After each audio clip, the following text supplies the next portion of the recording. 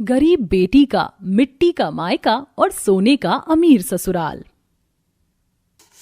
क्या क्या सपने लेकर आई थी मैं अपने सोने के ससुराल में, लेकिन सारे सपने शीशे की तरह चूर चूर हो गए। सोने के ससुराल में आकर भी एक दिन भी सुकून से नहीं गुजरा है। इससे अच्छा मेरा मिट्टी का मायका था। भले ही वहाँ मुझे कितनी भी परेशानियां क्यों ना हो, लेकिन मैं खुश थी। लेकिन यहाँ तो मेरी जिंदगी जहन्नुम बन चुकी है।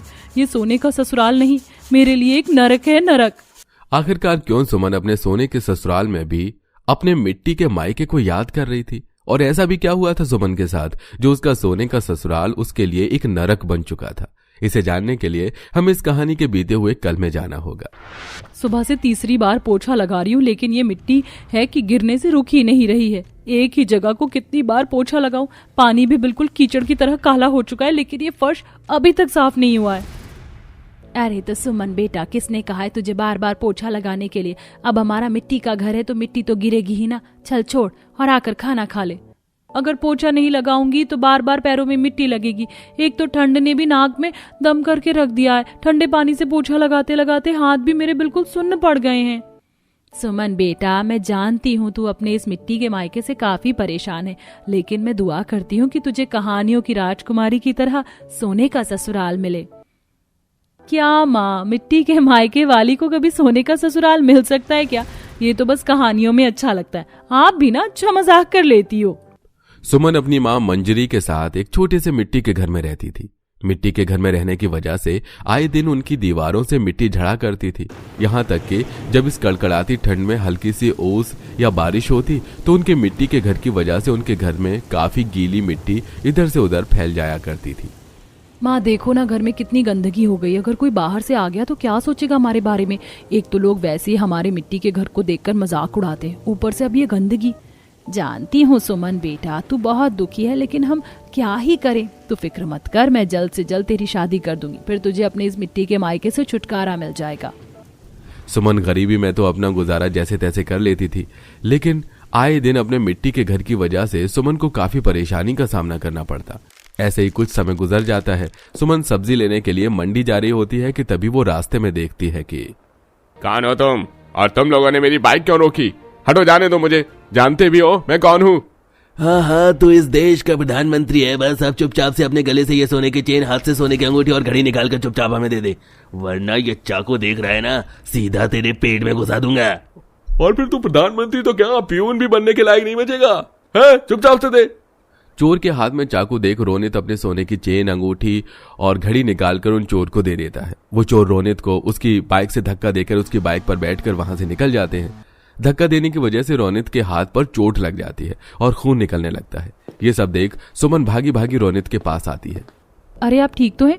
आपके हाथ से तो काफी खून निकल रहा है। मेरा घर यहीं पास में है, आप मेरे साथ चलिए। सुमन रोनित को अपनी मिट्टी वाले घर में ले जाती है और हल्दी का लेप बनाकर उसके हाथ पर लगा देती है। थोड़ी देर में रोनित को काफी आराम पड़ता है।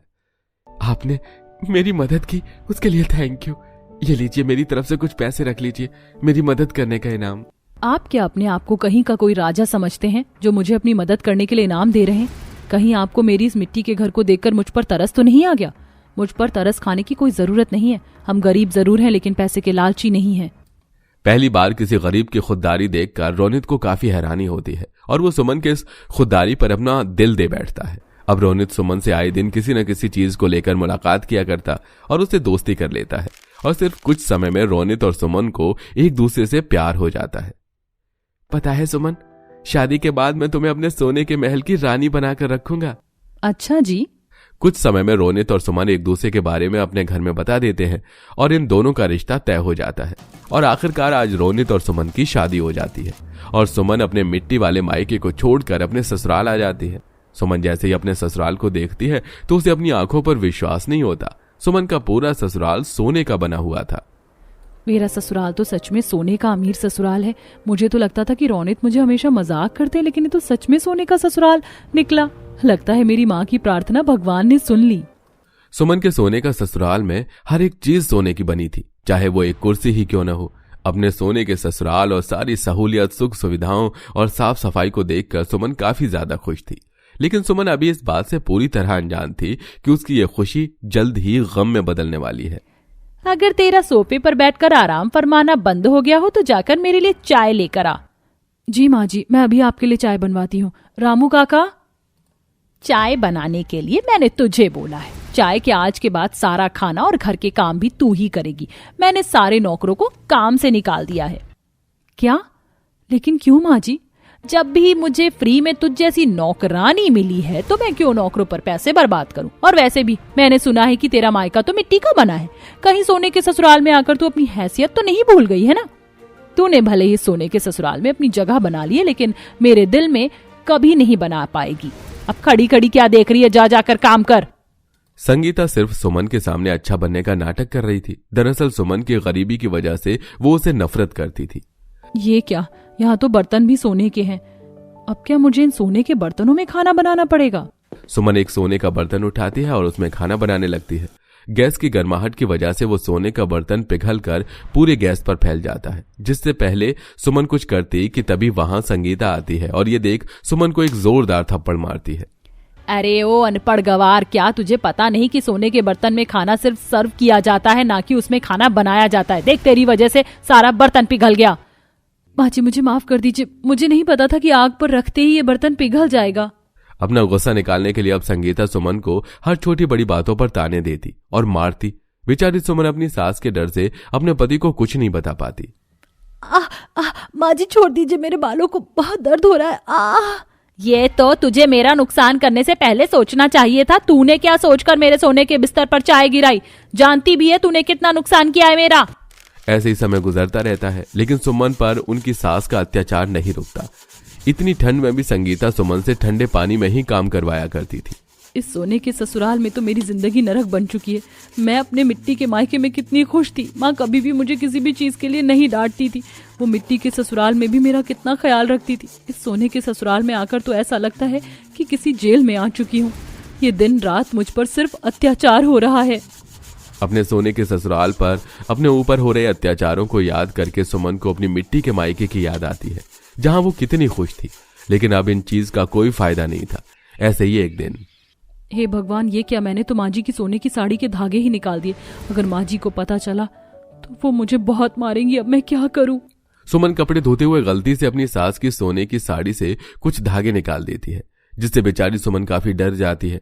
तभी वहां संगीता और कपड़े धोने के लिए लेकर आती है और अपनी साड़ी की ऐसी हालत देखकर गुस्से से बुरी तरह से तिलमिला जाती है। कमबख्त कहीं की, तेरी इतनी हिम्मत! मेरे इतने समझाने पर भी तूने इतना बड़ा नुकसान कर दिया। आज तो तेरी खैर नहीं। आज तो तू या जिंदा रहेगी या मरेगी। मुझे मत मारिए, मुझसे बहुत बड़ी गलती हुई है, लेकिन मुझे मत मारिए।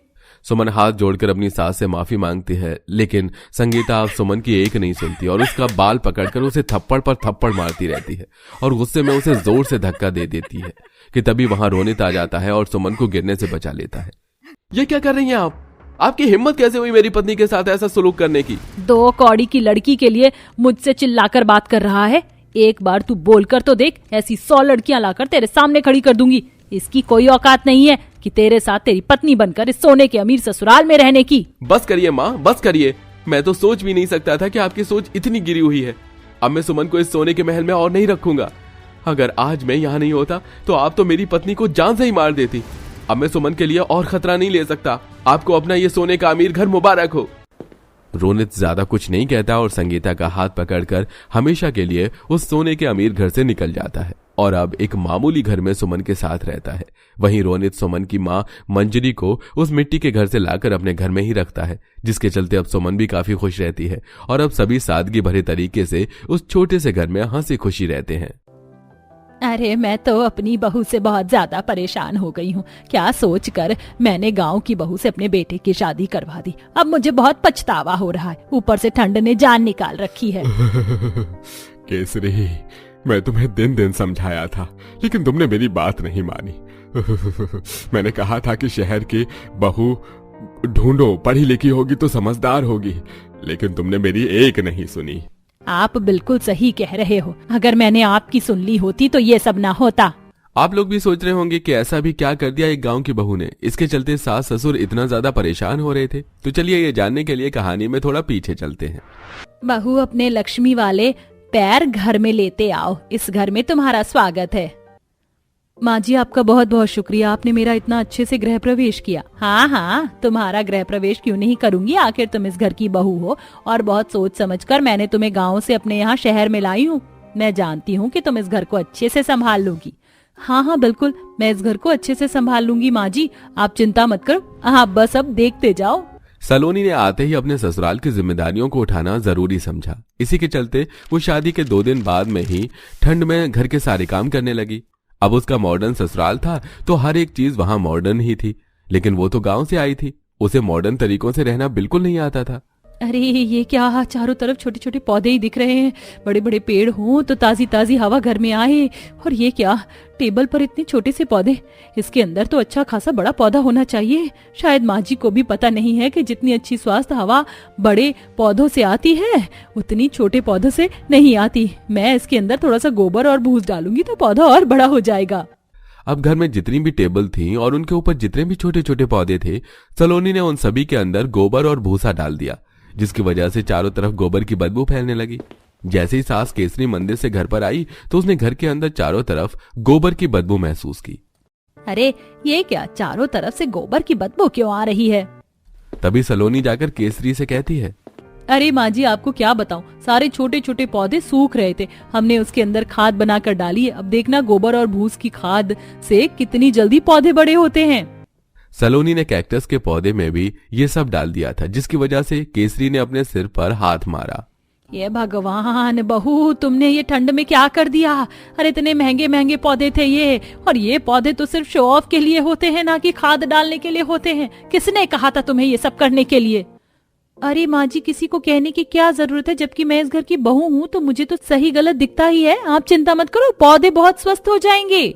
सलोनी की इस हरकत से केसरी परेशान हो जाती है। अब घर में चारों तरफ से बदबू आ रही होती है, जिसकी वजह से घर में कोई भी ठीक से खाना भी नहीं खा पा रहा होता। अरे ये कितनी गंदी बदबू आ रही है, मुझे काम करने में भी डिस्टर्ब हो रहा है। आखिर ये गोबर की बदबू आ कहां से रही है? हमारे घर में गोबर कहां से आ गया? तुम्हारी ही पत्नी ने चारों तरफ छोटे छोटे पौधों में, कैक्टस के पौधे में गोबर और भूस डाल दी है। पता नहीं बहू ऐसी गंवार हरकत कैसे कर सकती है। आपको ही गांव की बहू लेकर आनी थी, अब देख लो गांव की बहू ने क्या कर दिया। ये सुनकर केसरी सोच में पड़ जाती है और वहां से अपने कमरे में चली जाती है। अगली बार जब सलोनी अपनी सास के साथ सब्जी मंडी जाती है तो वहां सब्जियों के दाम सुनकर सलोनी हैरान हो जाती है। हे भगवान, तुम सब्जी वालों ने तो बहुत ज्यादा लूट मार कर रखी है। अरे इतनी महंगी सब्जी, एक टमाटर ही तो है, इसे 150 रुपए किलो करने की क्या जरूरत थी? ये तो हमारे गांव में मुफ्त में भी कोई भी किसी को भी दे देता है। अरे लगता है भाऊजी आज पहली बार गांव से शहर आई हैं, तभी इन्हें शहर के बारे में कुछ नहीं पता। अरे शहर में यही दाम है, अगर लेना है तो ले, वरना आगे चलते बनो।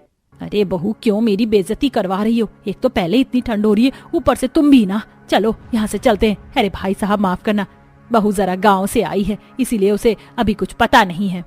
केसरी ऐसा कहकर सलोनी का हाथ पकड़कर उसे वहां से ले जाने लगती है। तभी सलोनी अपनी सास से कहते हुए चलने लगती है, अरे अरे अरे माँ जी आपको नहीं पता, मैं तो अब देखना अपने आप ही सब्जियां उगा लूंगी और बाहर से इतनी महंगी सब्जियां खरीदनी भी नहीं पड़ेंगी।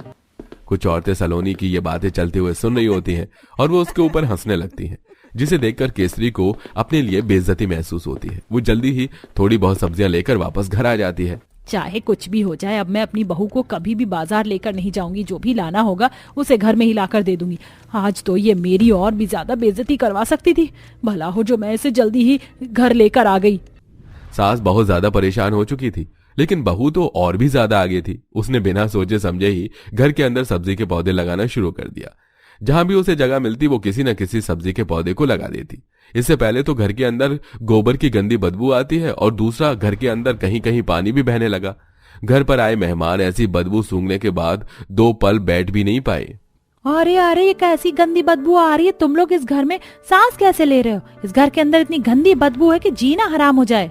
आपको नहीं पता, हमने तो सब्जियों के पौधे लगाए हैं। सब्जियां बाहर बहुत महंगी। मैं तो कहती हूँ कि आप भी अपने घर पर सब्जियां उगाना शुरू कर दो। ये सारी बातें सुनते ही घर पर आए मेहमान भी हंसने लगते हैं और अपने मुंह पर कपड़ा रखकर वहां से चले जाते हैं। अरे बहन कहाँ जा रही हो? बैठ जाओ, थोड़ी बहुत देर चाय नाश्ता तो कर लेती। बस भैया, यहाँ तो सांस लेना भी मुश्किल है। आपकी बहू ने तो कमाल ही कर रखा है, कहाँ मॉडर्न ससुराल और कहाँ गंवार बहू। ऊपर से घर के अंदर ये पानी पानी हो रखा है, जहाँ देखो वहीं पानी, ठंड ज्यादा लग रही है। इस तरह वैजंती कहकर चली जाती है, जिसके बाद सलोनी को फिर से कोई एहसास नहीं होता। एक दिन सभी एक साथ बैठकर इस बारे में बातें कर रहे होते हैं। अरे माँ, आखिर ये कब तक चलता रहेगा? माँ, सलोनी गांव से आई है, उसे खेती बाड़ी करने की आदत है, लेकिन घर में हर जगह वो ऐसा नहीं कर सकती। अगर ऐसे ही रहा तो हमारा घर एक दिन सब्जियों का गोदाम बन जाएगा। बहुत हो गया, अब तो मुझे बहू को अच्छे से समझाना होगा। ऐसे ही रहा तो बहू हमारे घर का सत्यानाश कर देगी और हम बस देखते ही रह जाएंगे। ये मेरा धनिया का पौधा, रोजाना हरा हरा धनिया मिलेगा और बढ़िया बढ़िया सब्जी बनाकर अपने ससुराल वालों को खिलाऊंगी। सब लोग बहुत खुश हो जाएंगे। अब मुझे गोबर के उपले बना लेने चाहिए, सर्दी बढ़ती जा रही है, अंगीठी में जलाने के काम आएंगे। सलोनी धनिया का पौधा घर में लगा रही होती है, तभी वहाँ केसरी उसके पास आती है और उसे ऐसा करते हुए देख लेती है। बहू, ये सब तुम क्या कर रही हो? अरे ये घर है, कोई खेती बाड़ी की जगह नहीं है जहाँ तुम जो मर्जी पौधा उगा देती हो। तुम्हें पता है घर के अंदर चारों तरफ गोबर की बदबू आ रही है, जिसकी वजह से हम लोगों को सांस लेने में भी परेशानी हो रही है। एक तुम्हारी वजह से हमारे घर के मेहमान भी अब हमारे घर में रुकना पसंद नहीं करते। आखिर तुम ऐसा क्यों कर रही हो? माँ जी, मैं तो बस सोच रही थी कि घर में सब्जी उगा दूंगी, कोयले की जगह उपले होंगे तो अंगीठी से ठंड भाग जाएगी। ऊपर से इतनी महंगी सब्जियां खरीदने की जरूरत नहीं पड़ेगी। और देखो, ठंड से बचने के लिए मैंने उपला भी बनाया है। अब अंगीठी में उपला जलाकर हम रोजाना हाथ सेका करेंगे। अरे तुमने ये क्या कर दिया? पूरे दीवार पर गोबर के उपले छाप दिए हैं। पौधे तक तो बात ठीक थी, लेकिन ये सब देखो बहू, तुम गांव की चीजों को अगर शहर के मॉडर्न घर में करने की कोशिश करोगी तो हम सभी को परेशानी होगी। मैं समझ गई हूँ कि तुम्हें खेती करना अच्छा लगता है, इसलिए मैंने सोचा कि मैं तुम्हें छत पर पूरी जगह दूंगी और वहां तुम जितनी चाहे सब्जी उगा लेना। और उसके लिए भी मैंने ये सोचा है कि जो आजकल बनी बनाई खाद चल रही है, मैं तुम्हें वो मंगवा दूंगी। उसके बाद तुम अच्छे से खेती बाड़ी करना। सलोनी इस बारे में सारी बातें सुनकर थोड़ी देर सोच में पड़ जाती है और फिर वो अपनी सास से कहती है, माफ कर दो माँ जी, आप बिल्कुल सही कह रही हो। मेरा ससुराल कितना मॉडर्न है, यहाँ हर एक चीज आधुनिक है जो मुझे इस्तेमाल करनी भी नहीं आती। दूसरा, मुझे खेती बाड़ी करना पसंद है, लेकिन मैं चारों तरफ घर के अंदर गोबर से पौधे उगा रही हूँ, जिसकी वजह से आप लोगों को परेशानी हो रही है। मुझे तो ऐसे वातावरण में रहने की आदत है, लेकिन आप लोगों को नहीं है, इसलिए अब से मैं घर की छत के ऊपर ही खेती कर लूंगी और आप लोगों को इससे कोई परेशानी नहीं होगी। सलोनी आखिरकार समझ जाती है, जिसकी वजह से केसरी को थोड़ा सुकून मिलता है। अब वो अपने घर की छत पर सलोनी को जगह देती है, जहां सलोनी खेती करती है और उपला भी बनाती है। उपला जलाकर वो पूरी सर्दी ठंड से छुटकारा पाती है।